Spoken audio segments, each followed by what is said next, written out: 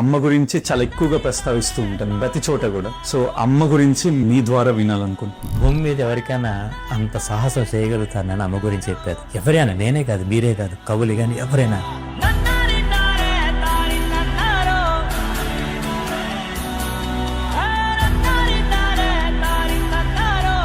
ఇవాళ మీతో మాట్లాడి ఈ శరీరం అనుభవించిన ప్రతి సుఖానికి ఆమె కాదు. నేనంటూ ఏ రకంగా ఒకవేళ రుణం అనే పదం, నాకు తల్లితో కూడా రుణం ఉండకూడదు చదువుకి, ఎందుకంటే 9.5 నెలల గర్భాన్ని బాడుక్కు తీసుకున్నాము. భార్య అనే స్థాయి నుంచి అమ్మ అనే బిరుదిచ్చి ఎవరినో తీర్చేసుకున్నాం. అమ్మకి నేనిచ్చే గౌరవం ఏంటంటే ఒక్క అమ్మనే కాదు, ఇప్పుడు నేను చేస్తున్న కార్యక్రమాల అన్నదానం, ఆ అంత్యక్రియలు, మీరు ఏది చూడండి తెలియకుండానే ఆ ఉంటుంది అందులో. అలాగే అమ్మ లేకుండా నీకు జీవితం లేదు. అలాగే మన ట్రస్ట్ కి ఆ లేకుండా అమ్మ అనే ట్రస్ట్ లేదు, అమ్మ లేకుండా మేము లేవు.